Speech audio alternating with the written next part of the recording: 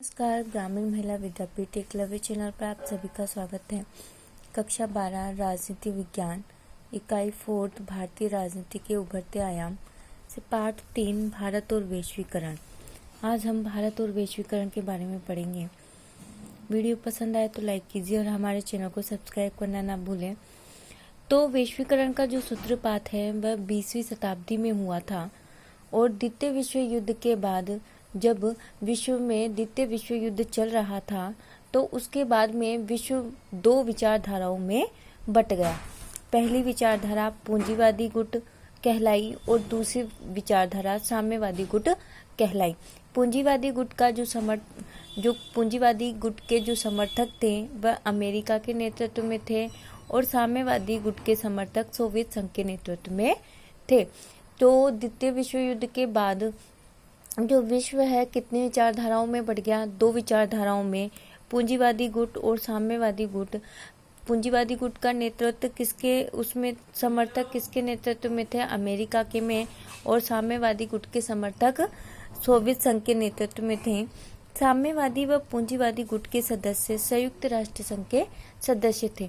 दोनों ही गुटों के, किसके, पूंजीवादी गुट के और साम्यवादी गुट के, दोनों ही गुटों के जो सदस्य हैं वह किसके सदस्य थे, संयुक्त राष्ट्र संघ के सदस्य थे। लेकिन जो साम्यवादी गुट है उसके सदस्य विश्व बैंक, अंतर्राष्ट्रीय मुद्रा कोष जैसी संस्थाओं के सदस्य नहीं थे। पूंजीवादी गुट या पूंजीवादी जो विचारधारा है उसमें निजी स्वामित्व व बाजारोन्मुखी अर्थव्यवस्था विद्यमान थी। जो पूंजीवादी गुट है उसमें कौन सी विचारधारा विद्यमान थी, बाजारों उन्मुखी अर्थव्यवस्था और निजी स्वामित्व की वस्तुओं पर किसका स्वामित्व हो, किसका अधिकार हो, अपना स्वयं का अधिकार हो, जिसमें स्वतंत्रता, प्रेरणा व समृद्धि की संभावना थी। जो पूंजीवादी विचारधारा है उसमें किसकी संभावना पाई गई है, स्वतंत्रता, प्रेरणा और समृद्धि की। अब साम्यवादी गुट या साम्यवादी विचारधारा, इसके अंतर्गत निरंकुश स्वामित्व वाली अर्थव्यवस्था थी। जिसमें कौन सी अर्थव्यवस्था पाई गई है, निरंकुश स्वामित्व वाली, जिसमें स्वतंत्रता, प्रेरणा व समृद्धि का अभाव था। जिसमें किस किस का अभाव पाया गया है, स्वतंत्रता का, प्रेरणा का और समृद्धि का। दोनों विचारधाराओं में अपने प्रभाव क्षेत्र को बढ़ाने के लिए उचित और अनुचित दोनों तरीके अपनाए और जिसके परिणाम स्वरूप क्या प्रारंभ हो गया, शीत युद्ध। दोनों ने अपने अपने प्रभाव क्षेत्र को बढ़ाने के लिए उचित और अनुचित हर तरह के तरीके अपनाए और इसका परिणाम यह निकला कि विश्व में क्या प्रारंभ हो गया, शीत युद्ध। 1991 में सोवियत संघ का विभाजन हो गया और पूंजीवादी गुट विजयी रहा।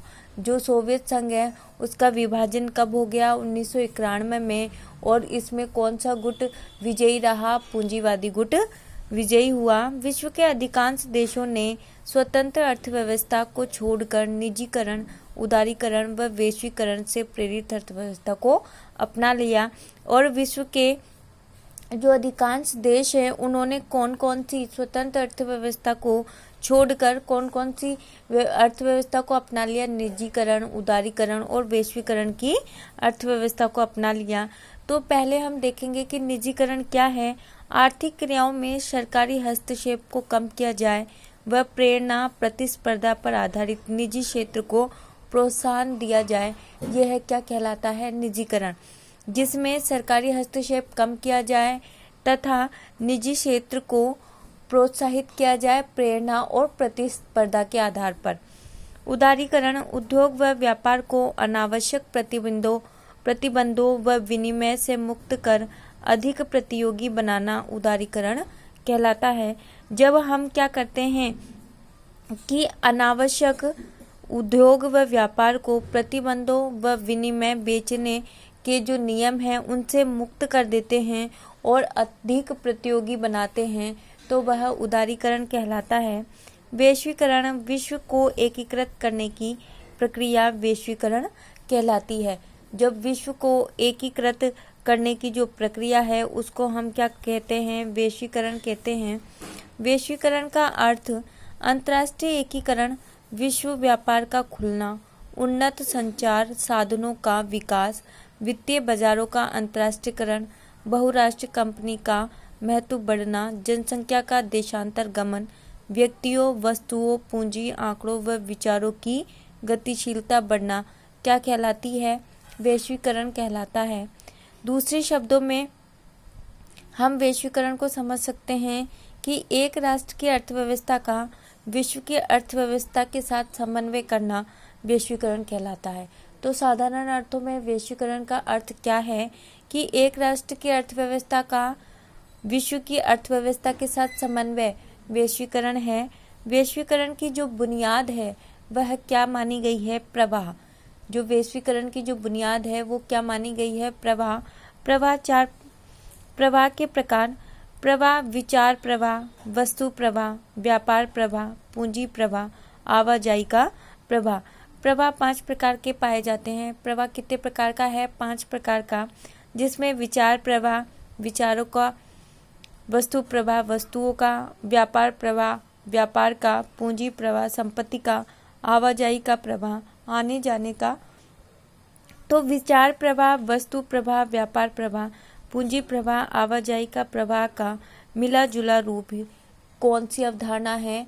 वैश्वीकरण की अवधारणा है, जिसके अंतर्गत विचार प्रवाह, वस्तु प्रवाह, व्यापार प्रवाह, पूंजी प्रवाह, आवाजाही का प्रवाह पाया जाता है। वह क्या कहलाता है? वैश्वीकरण। यह अवधारणा क्या कहलाती है? वैश्वीकरण की अवधारणा कहलाती है।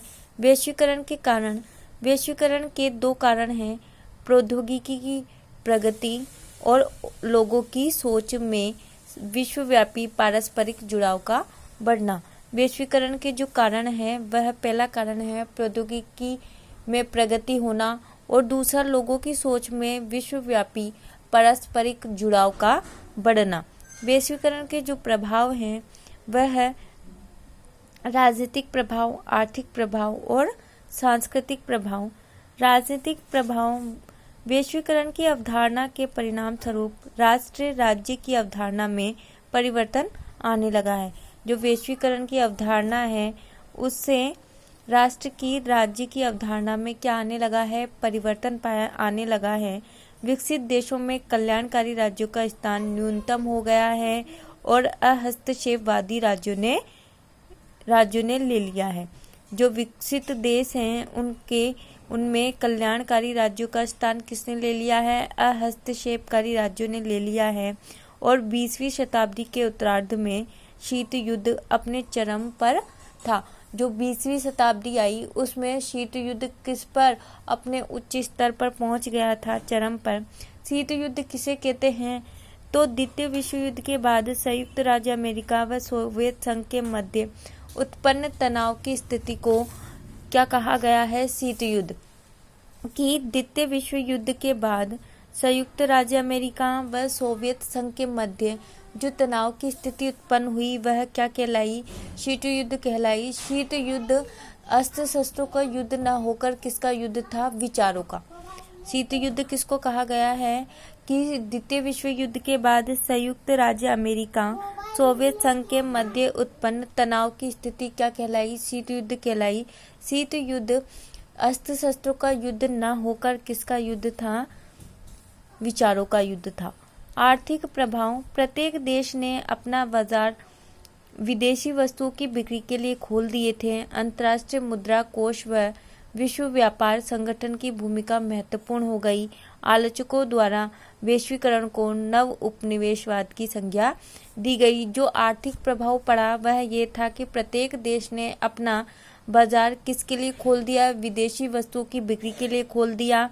इससे अंतर्राष्ट्रीय मुद्रा कोष व विश्व व्यापार संगठन की भूमिका को क्या हो गई? महत्वपूर्ण हो गई। और आलोचकों के द्वारा वैश्वीकरण को किसकी संज्ञा दे दी गई? नव उपनिवेशवाद की। सांस्कृतिक प्रभाव: वैश्वीकरण सांस्कृतिक समरूपता को जन्म देता है। सांस्कृतिक समरूपता के नाम पर पश्चिमी सांस्कृतिक मूल्यों को अन्य आंचलिक संस्कृति पर लादा जा रहा है। जो क्या है? जो पश्चिमी सांस्कृतिक मूल्यों को किस पर? सभी देशों में सभी स्थानों पर लादा जा रहा है। सांस्कृतिक प्रभाव बढ़ाने वाले माध्यम: तो जो संस्कृति को प्रवाह को बढ़ाने वाले जो माध्यम हैं वह माने गए हैं इंटरनेट, समाचार सेवाएं और ईमेल। सांस्कृतिक प्रभाव को बढ़ाने वाले माध्यम कौन कौन से हैं? इंटरनेट, समाचार सेवाएं और ईमेल।